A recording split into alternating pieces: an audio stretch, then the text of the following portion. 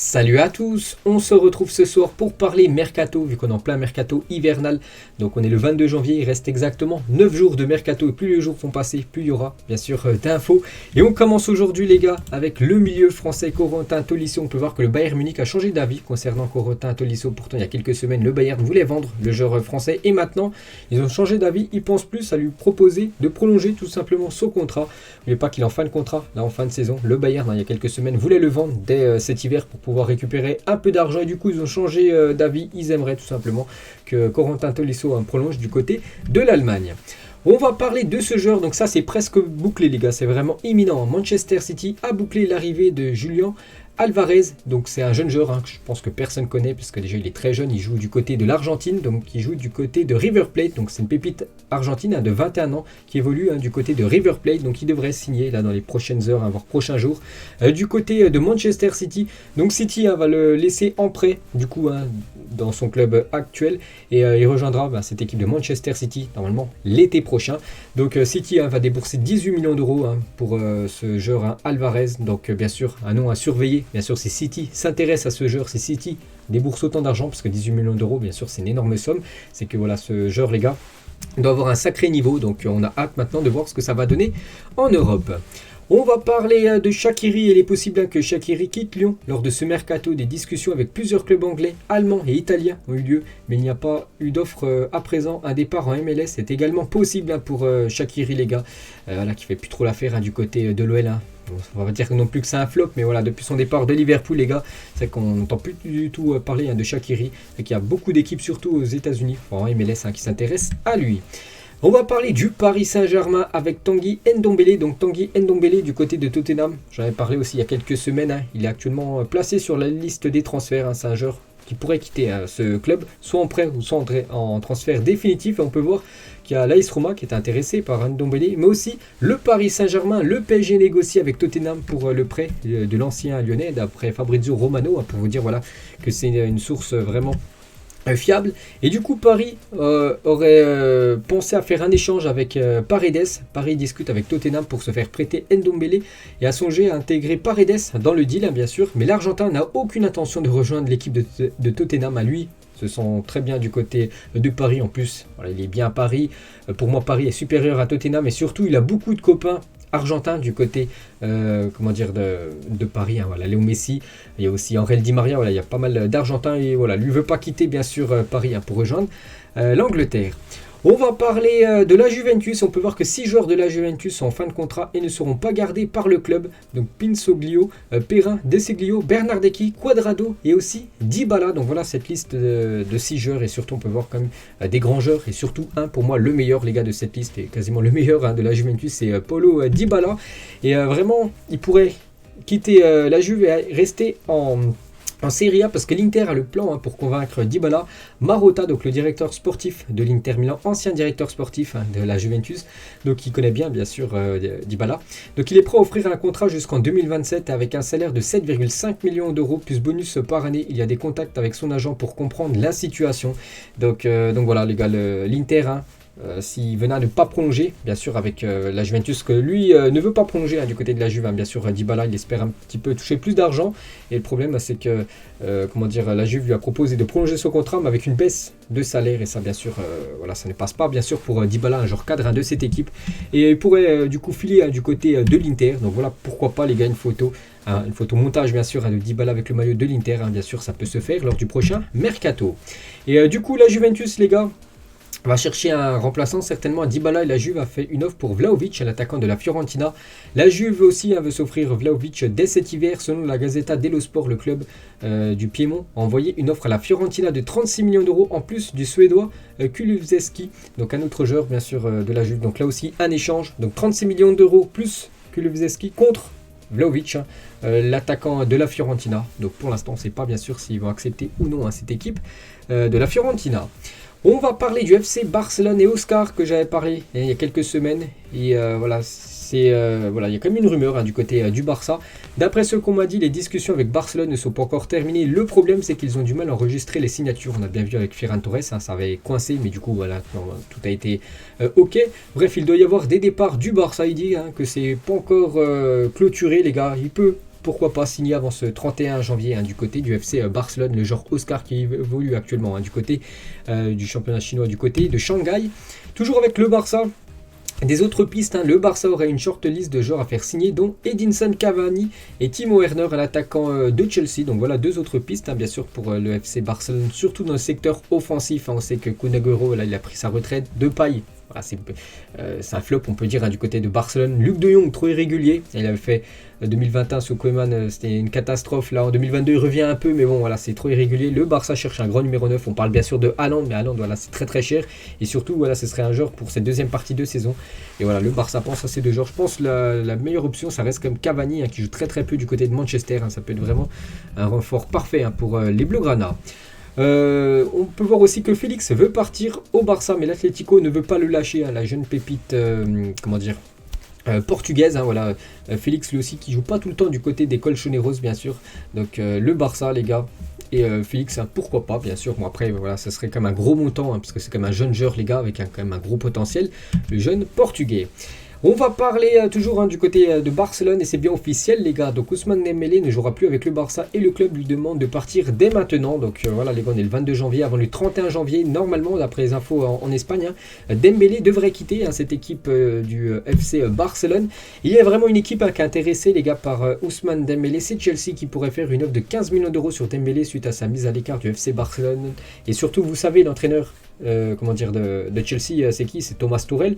Et Thomas Tuchel avait déjà coaché du côté de Dortmund pendant une année Ousmane Dembélé, donc les deux se connaissent. Donc voilà peut-être le futur club bien sûr de Ousmane Dembélé. Donc voilà Dembélé, pourquoi pas avec le maillot de Chelsea, ça peut se faire. Donc ce serait quand même une grosse recrue bien sûr pour les Blues d'accueillir Dembélé les gars du côté de l'Angleterre. Et il y avait une clause les gars que s'il quittait bien sûr cette équipe du Barça pour rejoindre une autre équipe, donc Dortmund, son ancien club, allait toucher voilà une petite somme. Donc si Ousmane Dembélé est transféré cet hiver, le Barça devra verser un bonus de 5 millions d'euros au Borussia Dortmund. Donc voilà, s'il est transféré 15 millions et du coup si le Barça doit encore donner 5 millions, donc du coup le Barça récupérerait seulement 10 millions d'euros sur Ousmane Dembélé qu'ils avaient acheté il y a en 2017 plus de 150 millions d'euros avec les bonus. Donc voilà, ce serait une énorme perte d'argent bien sûr pour le FC Barcelone. Et du coup du côté de l'Espagne, on parlait de ce joueur Adama Traoré pour remplacer Ousmane Dembélé du côté de Barcelone, mais du coup ce joueur le puissant ailier espagnol, et c'est vraiment très très proche, il devrait s'engager du côté de Tottenham. Voilà, ils sont tout proches d'un accord, voilà, les deux parties. Montant du transfert estimé à 24 millions d'euros pour Adama Traoré. Tottenham toujours pourrait tenter de s'attacher les services de Franck Kessié dès cet hiver, le joueur ivoirien, le joueur de l'AC Milan les gars. Donc buteur en plus le dernier match contre l'Algérie, bref. Donc il est en fin de saison, il est en fin de contrat du côté de l'AC Milan. Et on peut voir il y a Tottenham, il y a aussi le Paris Saint-Germain les gars qui s'intéressent bien sûr à Franck Kessié. Le joueur est en fin de contrat, il n'a toujours pas prolongé avec l'AC Milan, il espère toucher un peu plus d'argent. L'AC Milan ne veut pas augmenter son salaire, c'est ce qui coince, c'est pour ça que Tottenham, même le Paris Saint-Germain s'intéresse à lui. Mohamed Ihataren va signer à l'Ajax Amsterdam, cet ancien joueur de la Sampdoria de Gênes. Enfin, ancien joueur, il est toujours joueur, mais bon, il n'a jamais joué. Et on peut voir voilà, qu'il n'a jamais joué à la Sampdoria depuis son arrivée l'été dernier, du coup. Erik ten Hag et Overmars, donc le directeur sportif et l'entraîneur de l'Ajax, les gars, aimerait le faire venir pendant ce mercato hivernal. Caillot, les gars, le président de Reims par rapport à Ekitike, donc le jeune joueur du stade de Reims, donc il a bien dit, Newcastle nous a bien proposé 35 millions d'euros au total, mais avec de nombreux bonus, dont certains quasiment impossibles à atteindre, comme par exemple remporter la Ligue des Champions du côté de Reims. Bon là, bien sûr, ce sera un bonus quasiment impossible à faire. Bref, nous on veut 30 millions d'euros fixes plus 10 millions de bonus réalisables. On peut voir voilà vraiment que Newcastle a fait une offre, bien sûr, pour le jeune Ekitike, mais il faut bien sûr que l'offre soit un peu plus raisonnable, voilà, parce que mettre des bonus avec la Ligue des Champions remportée pour Reims, voilà, c'est quasiment des bonus impossibles à remporter. Voilà, ils veulent voilà, 30 millions plus 10 millions de bonus réalisables, bien sûr, des choses qui peuvent se faire. Bien sûr, ça peut être le jackpot pour cette équipe de Reims.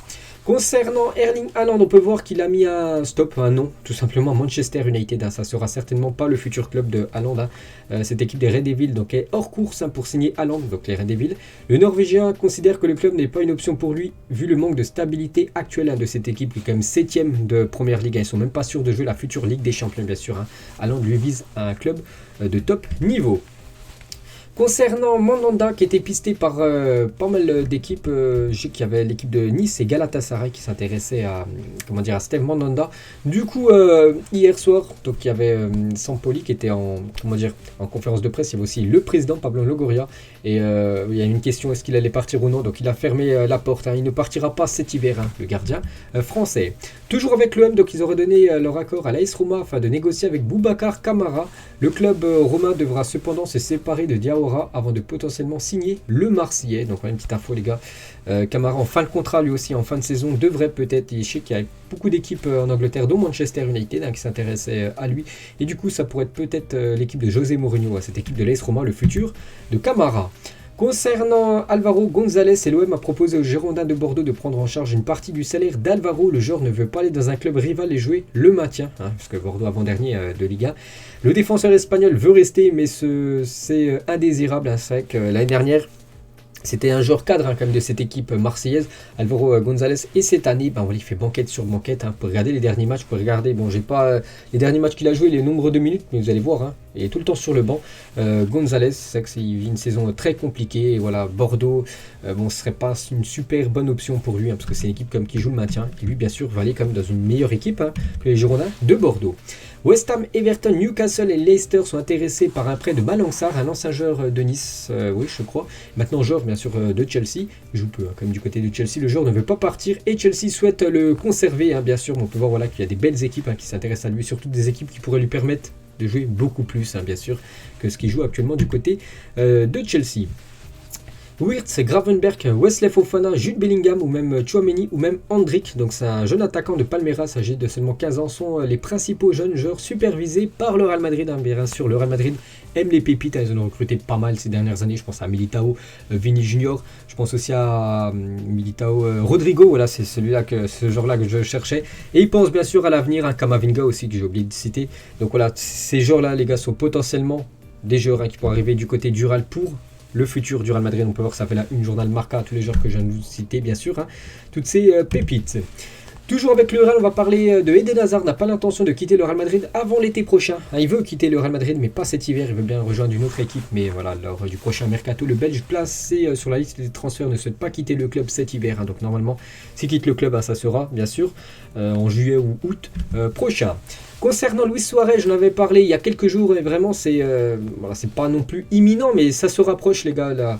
La signature hein, de Luis Suarez, peut-être un retour en première ligue. Hein. J'avais dit que Aston Villa voulait le faire revenir en PL. Hein. L'attaquant uruguayen qu'en fin de contrat, en fin de saison. Donc voilà, il est en train de se diriger vers Aston Villa. N'oubliez pas quand même qu'il a refusé pas mal d'équipes sud-américaines, même des équipes en Arabie Saoudite qui lui auraient permis bien sûr de toucher un gros salaire. Il veut retourner en PL. Luis Suarez. Benfica a indiqué à Radojnik qu'il pouvait discuter avec des clubs cet hiver. Les dirigeants portugais sont déçus et ne lèveront pas son option d'achat pour l'ancien Marseille. Il ne fait pas trop l'affaire hein, du côté du Benfica, lui aussi. Hein. Devrait quitter le club. Officiel Yaya Fofana est tombé d'accord avec le SCO Angers en fin de contrat au Havre. Hein. En juin prochain, il s'est engagé à Angers pour la suite de sa carrière. Donc voilà une petite info concernant ce joueur. On va parler de Justin Shea, rejoint Hoffenheim en prêt du FC Dallas jusqu'à l'été 2023. L'Américain de 18 ans a déjà passé du temps en Allemagne en prêt avec le Bayern Munich 2, donc l'équipe réserve hein, bien sûr du Bayern. Donc il revient bien sûr en Europe, hein, cette fois-ci du côté de Hoffenheim. Donc un joueur bien sûr à surveiller. Hein. Voilà ce jeune latéral.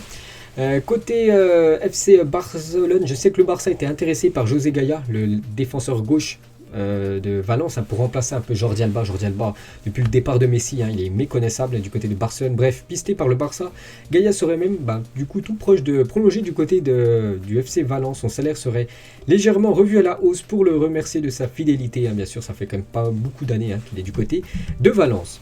Toujours avec les prolongations, on peut voir que Gavi au Barça, c'est presque bouclé. La prolongation, bien sûr, hein, lui qui était pisté par pas mal d'équipes. Mais bien sûr, il est bien du côté de Barcelone, hein, le jeune Gavi. Donc il va signer normalement jusqu'en juin 2026. Et il y aura même une clause libératoire fixée à plus de 1 milliard d'euros. C'est un club qui est intéressé par le jeune espagnol. Concernant les prolongations toujours de contrat, j'en avais parlé il y a quelques jours, c'était seulement une rumeur, c'est bien officiel, hein, il prolonge jusqu'en 2024 avec Tottenham. Voilà, Hugo Lloris hein, qui est en fin de contrat, en fin de saison, il prolonge du coup hein, de 2 saisons supplémentaires. La même chose pour le gardien de Aston Villa, le gardien de l'Argentine hein, qui a gagné la Copa América l'année dernière, donc il prolonge jusqu'en juin 2027 hein, du côté de Villa. Les transferts officiels cette fois-ci pour les joueurs, lui aussi, on en parlait, c'était seulement à chaque fois aux rumeurs de transfert. Cette fois-ci, c'est bien officiel. Dario Benedetto quitte l'OM. Bon, il est en prêt du côté de Elche et retourne à Boca Juniors. Bon, l'Europe, on peut dire que ça a été un flop quand même pour Benedetto. Il retourne dans le championnat, le championnat argentin où il a vraiment été bon à l'époque. Donc, bonne chance à lui, bien sûr, au joueur Benedetto. Lui aussi on avait parlé les gars, c'était mercredi alors du dernier épisode, c'était en rumeur de transfert. Cette fois-ci c'est bien officiel, Sergio Rico quitte le Paris Saint-Germain le temps d'un prêt de 6 mois du côté de Majorque. Pour le troisième gardien du Paris Saint-Germain, il joue peu bien sûr vu qu'il y a Donnarumma et quand même Keylor Navas, du coup il jouera certainement bien plus du côté de l'Espagne. Des transferts aussi officiels, lui aussi j'en avais parlé il y a quelques jours. Mangala, c'est bien officiel, il signe du côté de Saint-Etienne pour la deuxième partie de saison en gros. Donc Mangala s'est engagé pour 6 mois avec Saint-Etienne. Le défenseur était libre depuis son départ de Valence à l'été 2021. Donc une recrue gratuite on peut dire pour cette équipe de Saint-Etienne qui est actuellement dernière du championnat. Par exemple encore défaite hier contre le voisin lyonnais. Du coup c'est pour ça qu'il cherche à se renforcer, il cherche absolument à se maintenir cette équipe de Saint-Etienne. Donc Mangala ça peut être pas mal, il faut voir. Et aussi Joris Gnagnon. L'ancien Rennais s'est engagé jusqu'à la fin de la saison. La presse andalouse avait indiqué en septembre dernier que le FC Séville avait résilié son contrat. Lui aussi arrive gratuitement du côté de l'AS Saint-Etienne. Lui aussi joue défenseur central. Donc voilà, ça peut être ça, peut-être la défense centrale de Saint-Etienne pour cette deuxième partie de saison. Mangala et Gnagnon. Et on va parler côté entraîneur, on peut voir que QSI songe de nouveau à une refonte du secteur sportif au PSG. La volonté de recruter Zinedine Zidane est toujours d'actualité pour la saison prochaine. Bien sûr, la légende française est à l'écoute et laisse la porte ouverte. Voilà, je pense que Zidane ça se fera du côté du Paris Saint-Germain, pas en milieu de saison, plus voilà Zizou il l'a dit, s'il reprenait une équipe les gars, c'est vraiment il commence dès le départ, il commence en début de saison, donc l'été prochain je pense bien sûr que Zidane sera le futur entraîneur de cette équipe du PSG. Et une petite info les gars, voilà qui concerne bien sûr les mercato tout simplement. La FIFA a annoncé qu'à partir de juillet 2022, donc là dans quelques mois, les clubs ne seront autorisés à ne prêter que 8 joueurs simultanément. Cette limite sera de 7 joueurs à partir de juillet 2023 et 6 joueurs dès juillet 2024. Puis après ça restera seulement à 6 joueurs que les équipes pourront prêter chez des clubs comme Chelsea. Il y a quelques saisons on prêtait plus de 20-30 joueurs. Un club par exemple comme Manchester City prête actuellement 14 joueurs, donc ils devront respecter cette loi, sinon bien sûr ils pourraient se faire sanctionner, donc ils devront passer seulement à déjà 8, après 7, après 6 à partir de juillet 2024, donc c'est quand même une donnée bien sûr très très importante pour les grands clubs européens. Donc voilà les gars, on a fait le tour, j'espère avoir été complet bien sûr sur tout ce qui s'est passé lors de ces derniers jours concernant le mercato. Donc n'oubliez pas, là c'est l'une encore des dernières vidéos que je mets sur ma chaîne principale. Et puis là dans quelques jours les gars, ça sera seulement sur ma chaîne BizBiz Mercato qu'en première ligne de description bien sûr que toutes ces vidéos, les nouveaux gros transferts du mercato sortiront. Bonne soirée à vous, bon week-end et à plus tard.